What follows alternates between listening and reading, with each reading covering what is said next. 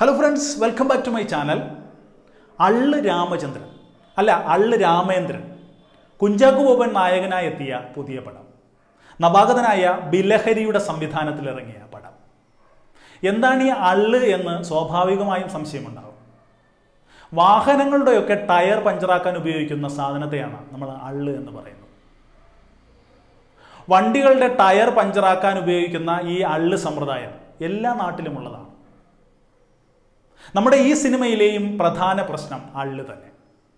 അള്ള് രാമചന്ദ്രൻ എന്ന പോലീസ് ഉദ്യോഗസ്ഥനായി വേഷമിട്ടിരിക്കുന്നത് കുഞ്ചാക്കോ ബോബനാണ്. അള്ള് രാമചന്ദ്രൻ ലോക്കൽ പോലീസ് സ്റ്റേഷനിൽ ജോലി ചെയ്ത് തഴക്കവും പഴക്കവും വന്ന പോലീസുകാരനാണ്. മാത്രവുമല്ല സ്റ്റേഷനിലെ പോലീസ് ജീപ്പ് ഓടിക്കുകയും ചെയ്യും. പക്ഷേ അള്ള് രാമചന്ദ്രന്റെ പോലീസ് ജീപ്പ് ഓടിച്ചുള്ള പട്രോളിംഗ് ഡ്യൂട്ടികളെല്ലാം തന്നെ പട്രോളിംഗ് ട്രിപ്പുകളെല്ലാം തന്നെ ആരോ അള്ള് വച്ച് തകർക്കുകയാണ്.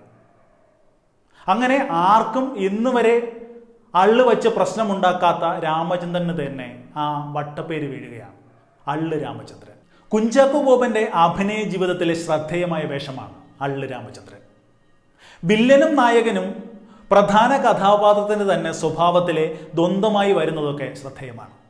നിസ്സഹായനായ നായകനും പരുക്കനായ ഒട്ടും വിട്ടുകൊടുക്കാൻ തയ്യാറല്ലാത്ത വില്ലനും രാമചന്ദ്രന്റെ ഭാവങ്ങളിലേക്ക് തന്നെ മാറി മാറി വരുന്നതും ശ്രദ്ധേയമാണ്.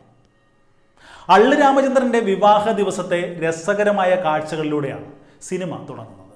പക്ഷെ കോമഡിയൊക്കെ ശരാശരിയാണ്. കണ്ട് മടുത്ത കോമഡി നമ്പറുകൾ പോലും ഉപയോഗിച്ചിട്ടുണ്ട്. സലിംകുമാർ, ഹരീഷ് പെരുമണ്ണ, ധർമ്മജൻ ബോൾഗാട്ടി ഇവർ നേതൃത്വം കൊടുക്കുന്ന കോമഡി നമ്പറുകളിൽ ചിലതെങ്കിലുമൊക്കെ വർക്കൗട്ട് ആയിട്ടുമുണ്ട്.